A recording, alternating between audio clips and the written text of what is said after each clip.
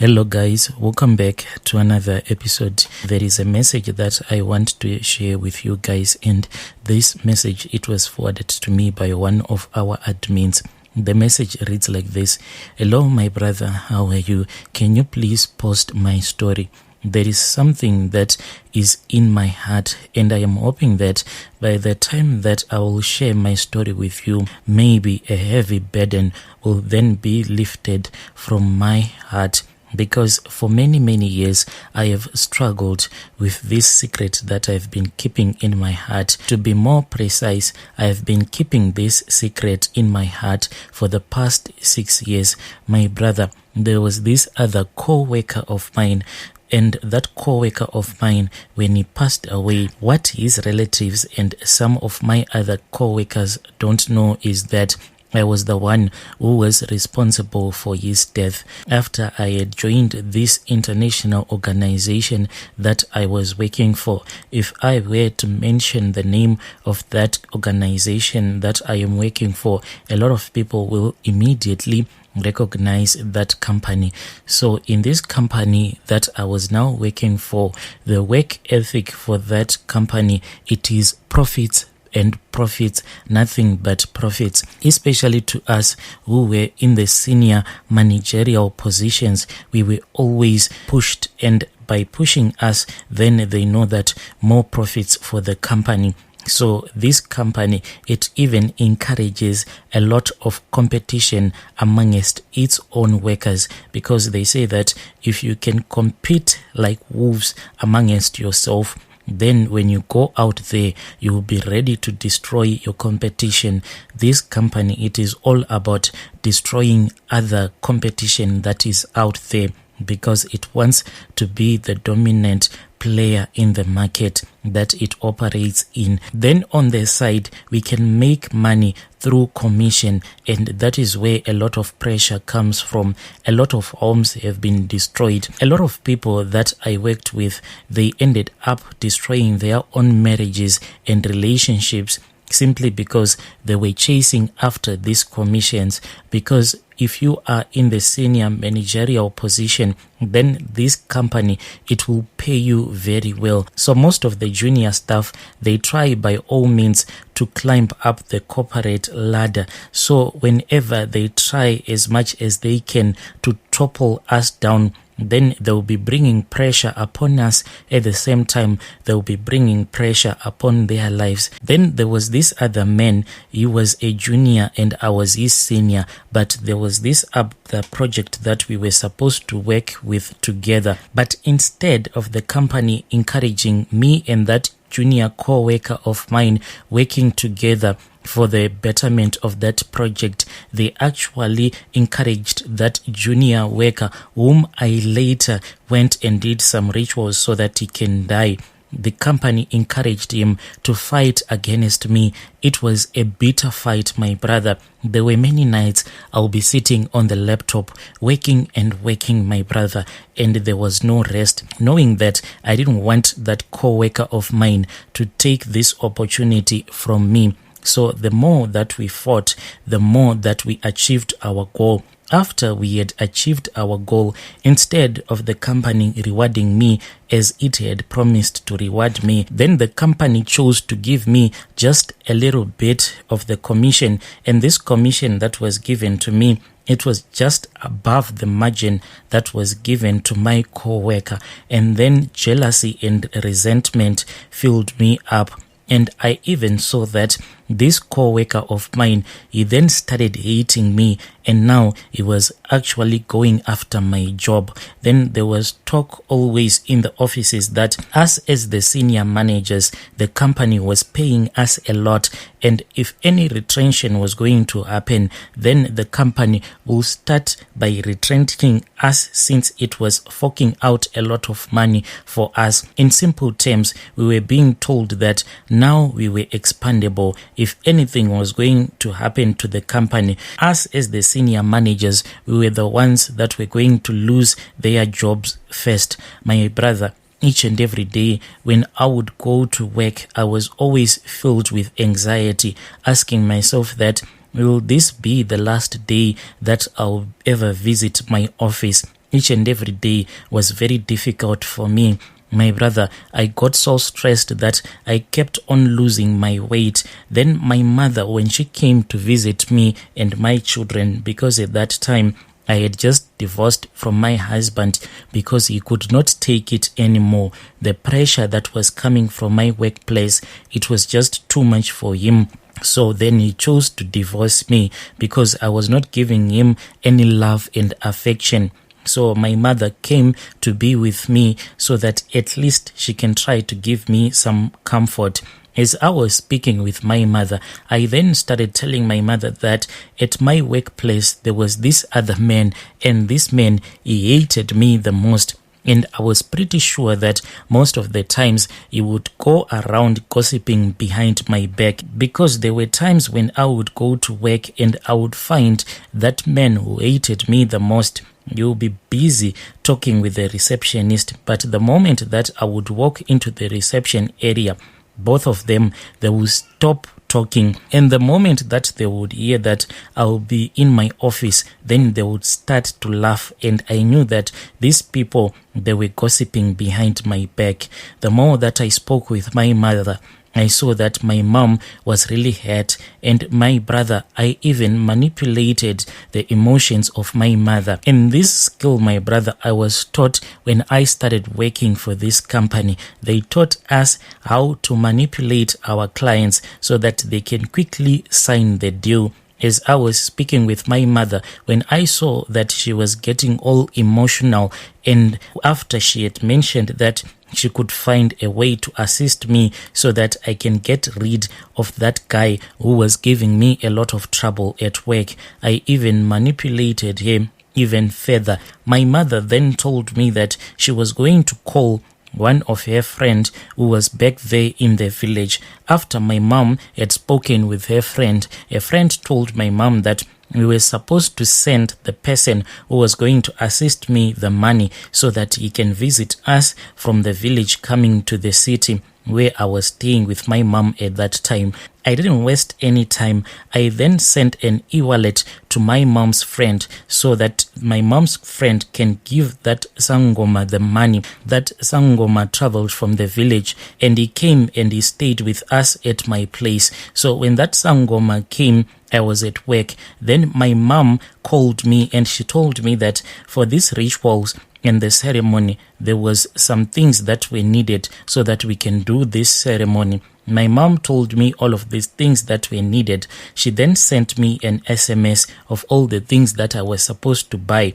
So after I had knocked off from work, I then went to a market, those places where they sell a lot of traditional herbs and items. When I went there, I bought a small clay pot as I had been instructed by my mom. After that, I had to buy a chicken, so I rushed and I drove to these other plots that were just close to town. I went there and I bought a live chicken and I drove back to my place with all of those items. My brother, when I was back home, then that Sangoma started to perform the ceremony for me. We performed the ceremony and that Sangoma told me to fill up that clay pot with water. After I had filled up that small clay pot with water, I was then instructed to force that chicken that I had bought to drink the water from that clay pot. It really took a long time until I managed to force that hen to drink water from that small clay pot. Then we went to bed. The very next morning when I woke up, I saw that the Sangoma had woken up maybe somewhere around 5 a.m.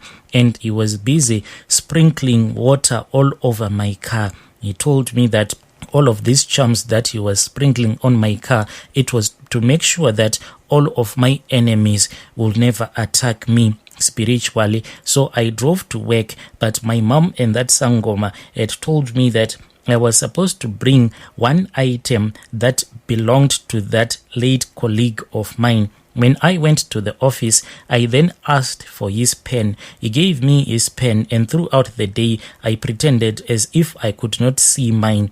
Then when I drove back home, I then gave that Sangoma the pen that I had gotten from my late colleague. Then that Sangoma made some rituals with that pen. After that, he then made me to break that pen in half.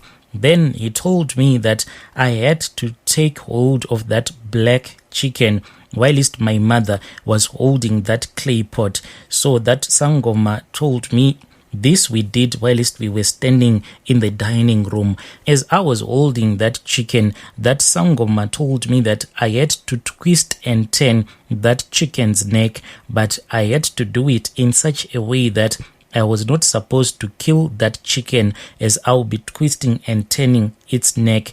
My brother, I did as I had been instructed, and I was told that I had to quickly drop down the chicken to the ground, and I had to run out of my house. And this chicken, it was not supposed to die.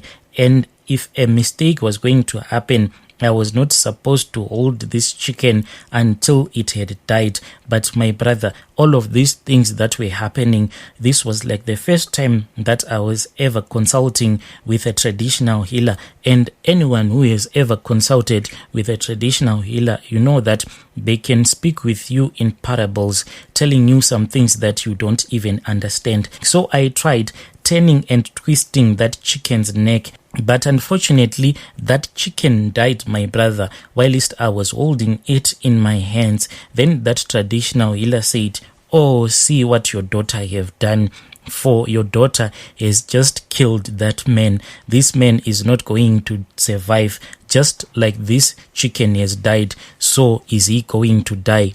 And it was the truth, my brother. At that moment, I thought that all of this African magic does not work. But the very next day, when I went to work, that is when we received a message that my colleague had passed away. My brother, we went there as the company just to support so that we can attend his funeral. But I felt so guilty knowing that I was the one who had performed that ritual that had ended up killing him. My brother, even though we were in this competition at our workplace, but this guy did not deserve to die. All that I wanted was for this guy to get fired or maybe to be transferred into another region. But anyway, he died. When I came back home, that Sangoma was there waiting for me and my mother. Then he spoke with me and he told me that since you are the one who has caused the death of this man, now you have to know that your hands are no longer clean, for your hands are filled with blood, and you will be tainted for the rest of your life. If we do not sort out this mess before I travel back to the village, it is going to be very expensive for you to bring me back here in the city, because I will be charging you knowing that your hands are filled with blood. So let us sort out this mess before I travel back to the village. I then said it is fine. He told me that he wanted to wash me with the soil that I would have collected from my late colleague's grave. My brother, I said, hey, soil from where? Then that traditional healer told me that this was the only way I could be cleaned from all of this mess. I waited for a couple of days, my brother. Then one eerie night, we drove to that graveyard. I knew the place where we had buried him. When we went there, my brother, it was really dark and it was about to rain. As we were walking in the dark, I switched on my torch. As we were walking through the graveyard, I had never been this scared in my life. Once we had arrived at my late colleague's grave, then that witch doctor instructed me to gather some soil from his grave. After I had taken the soil from his grave, and I was instructed to clap about 2 times whilst I was standing right next to my late colleague's grave. Why I had to clap 2 times, I do not even know. So when we went back home, then that traditional healer told my mother to prepare a bath for me. After that, I then went into the bathroom, and that traditional healer took the soil from me and he instructed me to get into the bathtub. I went into the bathtub, my brother, whilst I was only wearing a skin tight and a bra. Then that traditional healer started to bath me with the water that had soil that I had gathered from my late colleague's grave. This thing, my brother, it happened about 6 years ago. but whenever I think about it, it always makes me feel guilty. That traditional healer told me that as long as I had used the soil from his grave, then his spirit will never rise up to fight against me. As he was about to leave my house, he only said that if you ever come across his spirit, or if you ever have a dream, and in your dream if you see his face, you just go to his grave and you will insult him, and you will tell him that he has to sleep with the dead, for the dead do not have anything to do with the living, and he will never trouble you again. It has been 6 years since this guy died, but I have never had any dream about him, and I have never seen any funny things in my house. But the heavy burden that is there on my heart, my brother, it is just too much. I just feel like a zombie when I am walking around, just thinking about the words that the traditional healer told me. The moment that he said that from now on your hands are filled with blood, even though he said that after he had washed me with the water that was mixed with the soil that we had taken from my late colleague's grave, I was now clean. But deep down inside, like at the place where my spirit meets with my soul, I just feel that I am just not clean. Dear listeners, right there was a story that we received from our dear sister. Please let us try to talk with her in the comment section.